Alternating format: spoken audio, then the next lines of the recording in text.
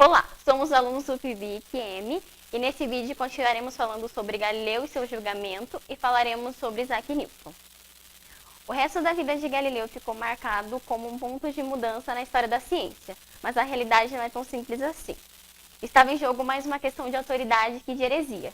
Galileu, através de suas observações telescópicas, ele se aliou à teoria copernicana, cuja teoria a Igreja Católica era contra.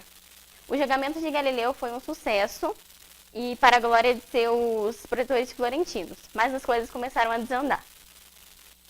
Ele fez inimizade com um influente astrônomo jesuíta. Galileu ele se aliava à teoria copernicana. A teoria dizia que a Terra girava em torno do Sol, e não que a Terra era o centro do universo. Na frase, não devemos nos basear na autoridade das passagens das Escrituras, mas nas experiências sensíveis e nas demonstrações necessárias. Galileu quis dizer que primeiro os dados, depois as deduções, o que entendemos hoje por abordagem científica. Galileu ele foi longe demais escrevendo um livro comparando as duas visões de mundo, a ptolomaica e a copernicana. Ele foi acusado de heresia e ele passou o resto da vida dele em prisão domiciliar. E o mais importante de tudo isso foi que o poder foi voltado para a igreja no Vaticano. Então, a doutrina da igreja tinha verdade. Dessa forma, a igreja calou Galileu Galilei e contrariou suas ideias. Galileu nasceu no ano de 1564 e morreu no ano de 1642. Ele obteve o título de pai da ciência por se dedicar a várias áreas do conhecimento de uma só vez. E também buscava embasar seus argumentos em bases sólidas, ou seja, tudo que podia ser visto ou reproduzido. Uma de suas grandes contribuições para o mundo foi o telescópio, que podia aumentar até 8 vezes, que podia dar zoom até de 8 vezes. Entretanto, a invenção do telescópio não foi totalmente de Galileu. O europeu Lippershey havia desenvolvido uma versão mais rústica do mesmo, entretanto, podendo dar zoom de até 3 vezes. Galileu fez sua versão em 24 horas e conseguiu patentear, Lippershey não. Galileu escreveu um livro e suas ideias foram disseminadas por toda a Europa. E com o avanço tecnológico, suas teorias foram comprovadas anos mais tarde.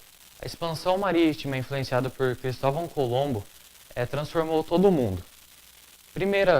Essa transformação chegou primeiro nos países europeus, com os navios maiores e a exploração marítima. O crescimento das rotas marítimas fez com que surgisse outro problema, a da longitude. Foram criadas instituições e um método baseado na posição das estrelas para resolver este problema.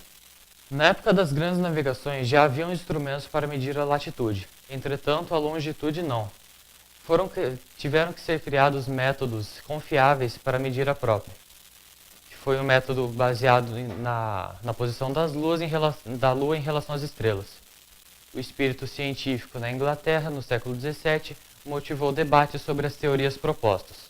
Os cientistas se reuniam em cafés em Londres para discutir suas teorias.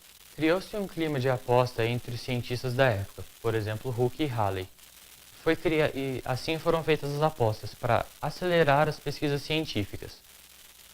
Por exemplo, apostaram uma grande quantidade de dinheiro para descobrir o que fixava os planetas ao redor do Sol. Isaac Newton foi professor de matemática na Universidade de Cambridge, na Inglaterra. Isso lhe deu uma grande reputação científica e que também teve vários estudos em outras áreas, como na física, especialmente na ótica.